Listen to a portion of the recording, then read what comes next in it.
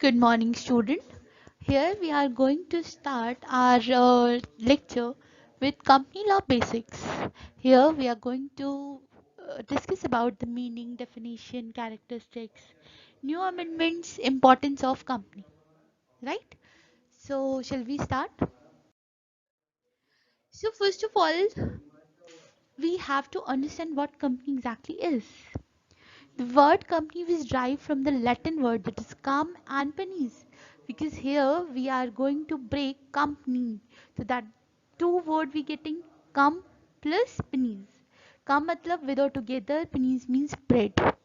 So जैसे हमने कल वाली क्लास में डिस्कस करा था, कंपनीज मीन्स जहाँ पर दो या दो से अधिक लोग आए and they start their business together.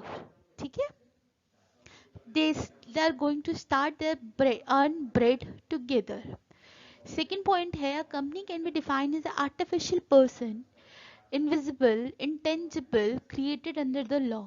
तो कंपनी एक आर्टिफिशियल पर्सन है, जिसे मैंने कल आपको बताया था, जो इनविजिबल है, इंटेंजिबल, जिसे हम छू नहीं सकते, और जिसे हमने लॉ के अंदर क्रिएट किया है.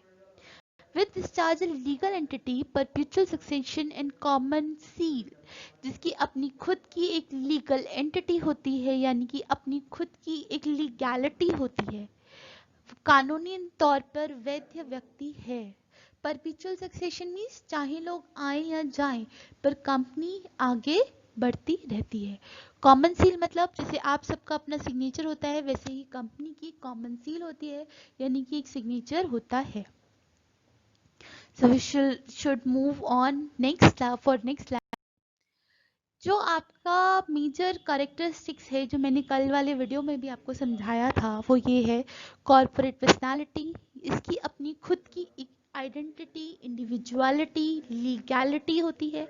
ये अपने नाम पर एसेट परचेज कर सकती है, चाहे तो एसेट रिलीज भी कर सकती है. कॉमन सील मतलब जैसे मेरा और आपका सिग्नेचर होता है, वैसे ही कंपनी की अपनी खुद की कॉमन सील होती है.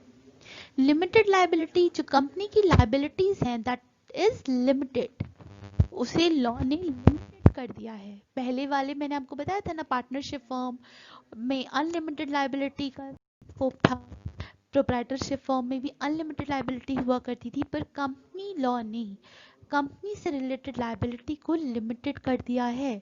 परपीचुअल सक्सेशन, जैसे मैंने अभी आपको बताया, पीपल में कम एंड पीपल में गोज, पर company going on and on basis, यानी कि चाहे लोग आए चाहे लोग चले जाएं, पर कंपनी चलती रहेगी. सेपरेट प्रॉपर्टी, यानी कि कंपनी की अपनी खुद की प्रॉपर्टी होती है. Transferability of shares, company easily अपने शेयर किसी को भी ट्रांसफर कर सकती है. कैपेसिटी टू स्यू और टू बी स्यूड, मतलब आप कंपनी किसी को भी कोर्ट में जितनी भी लीगल कार्यवाही हो सकती हैं अपने नाम पर कर सकती है, और कंपनी के खिलाफ भी कोई वो कार्यवाही कर सकता है. नेक्स्ट स्लाइड में मैं आपको ये बताना चाहती हूँ, जो मेन हाइलाइट्स हैं जो कंपनीज एक्ट के बनने में लगे, वो आपको इस स्लाइड में देखने को मिलेंगे. जैसे कि कंपनी जो बिल फर्स्टली पास हुआ था, वो लोकसभा में 18 दिसंबर 2012 में हुआ था. फिर राज्यसभा में 8 अगस्त 2013 में था, जिसमें टोटल हमारे सेक्शन 470 थे, चैप्टर 29 थे, 7 शेड्यूल थे, और फाइनली ये इफेक्टिव हुआ सितंबर 12 2013. जिस कमेटी की recommend committee. For next slide, we are moving for next slide. Objective of Companies Act 2013. देखिए, सबसे बड़ा मेन ऑब्जेक्टिव क्या था भाई? To promote the development of economy, हमारी इकोनॉमी को डेवलप करना, यही उसका मेन ऑब्जेक्टिव था. To encourage transferability, transparency and accountability. Transparency मतलब जितने भी आपके वर्क रहेंगे ट्रांसपेरेंट मैनर में होंगे, उसमें कोई भी चीज़ आप छुपा नहीं सकते. अकाउंटेबिलिटी मतलब जितने भी कंपनी के मेंबर हैं सब अकाउंटेबल हैं towards all the legal action that can be done, legal action and contract that can be done by the company. To promote high standard of corporate governance, आप जो है कंपनी की corporate governance उसको enhance कर रहे हैं. Corporate governance मतलब किस तरीके से अच्छी तरीके से काम किया जाए. स्टैंडर्ड पहले से मेंटेन है. to recognize new concept and procedure to support business while protecting interest of all stakeholder. यहाँ पर stakeholder का मतलब हुए सारे वो लोग जो directly indirectly कंपनी से जुड़े हुए हैं, either it's service provider, dealer, या फिर डायरेक्टर हो गए, मेंबर्स हो गए, या जिनसे रॉ मटेरियल प्रोवाइडर हो गए, वो सारे लोग क्या हो गए, हमारे स्टेक होल्डर हो गए। और आपको उन सबके साथ उन सबका इंटरेस्ट को प्रोटेक्ट करते हुए काम करना है। To set up institutional structure in the form of various authorities, bodies and panel. आप डिफरेंट डिफरेंट पैनल बनाए गए कि अगर कोई भी लीगल इशू अराइज हो तो एनसीएलटी एंड एनसीएलएटी जो है वो हमारी लीगल बॉडीज हैं, पैनल्स हैं, जो कंपनी से रिलेटेड जितने भी मैटर हैं उनको सॉर्ट आउट करेगी। टू इन्फोर्स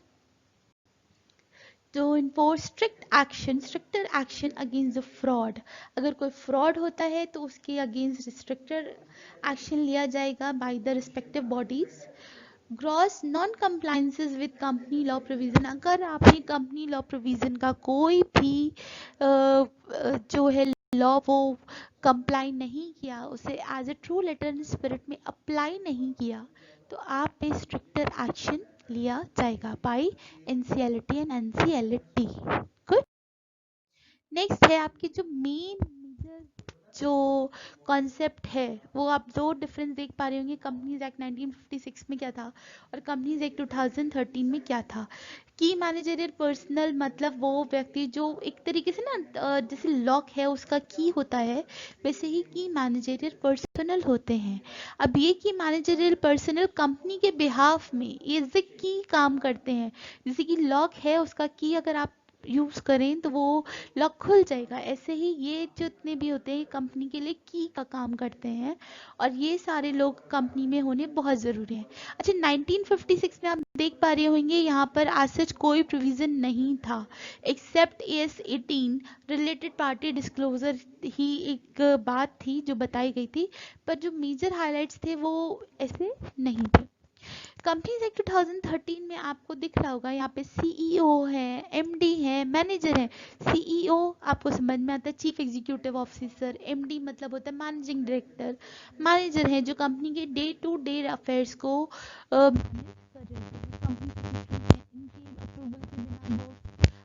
फिर आप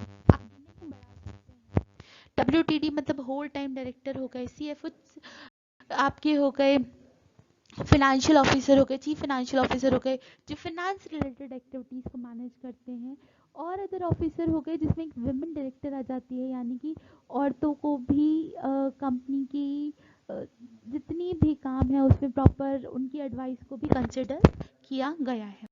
लेकिन नेक्स्ट में एक और बहुत अच्छा कॉन्सेप्ट ऐड किया गया है कंपनीज एक्ट 2013 में, that is one person company.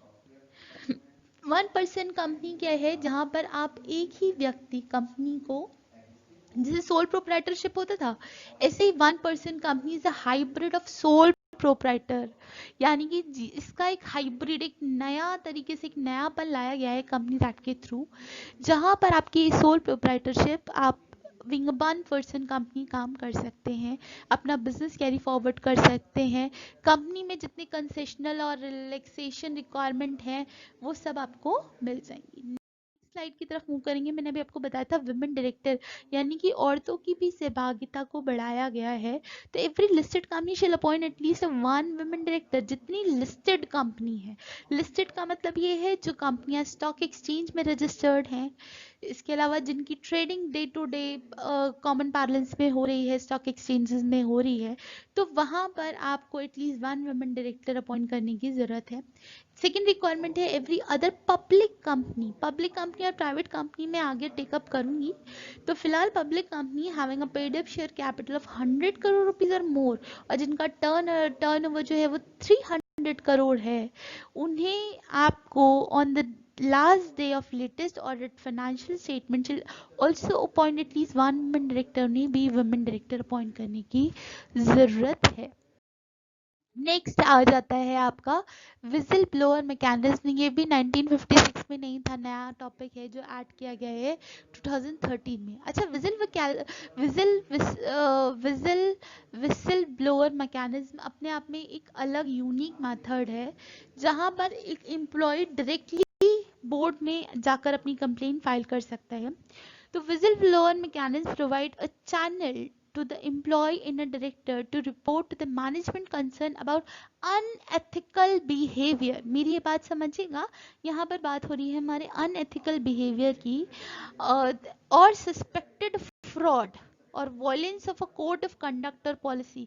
अगर कोई भी नाइंसाफ़ी होती है या फिर कोई भी गलत अनएथिकल बिहेवियर होता है, गलत व्यवहार किया जाता है, एक्चुअल और सस्पेक्टेड फ्रॉड, कुछ भी फ्रॉड से रिलेटेड होता है, कोई भी वॉयलेशन होता है कोड ऑफ कंडक्ट और पॉलिसी का, तो आप डायरेक्टली क्या कर सकते हैं, आप अपने सीनियर मैनेजमेंट में जाकर उसकी कंप्लेंट कर सकते हैं।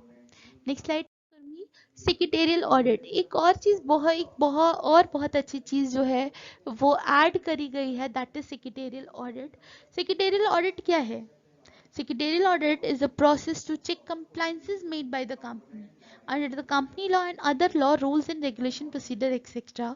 तो यहाँ पर secretarial audit एक जो है एक कॉम्प्रहेंसिव प्रोसेस है, जहाँ पर कंपनी के जितने भी कंप्लाइंसेस जो कंपनी ने किए हैं या नॉन कंप्लाइंसेस हैं जो कंपनी से बाय मिस्टेकनली छूट गए हैं, या अभी और कंप्लाइंसेस या रूल्स हैं जो हमें फॉलो करनी है इस फाइनेंशियल ईयर में, उसको डीप उसका देखना कि पूरी प्रॉपर तरीके से वो किए गए हैं या नहीं हुए हैं, यानी कि डीप अध्ययन करना कि हमसे कोई कंप्लाइंसेस होने से रह तो नहीं गया है। It is a mechanism to monitor compliances with the requirement of state law and procedure।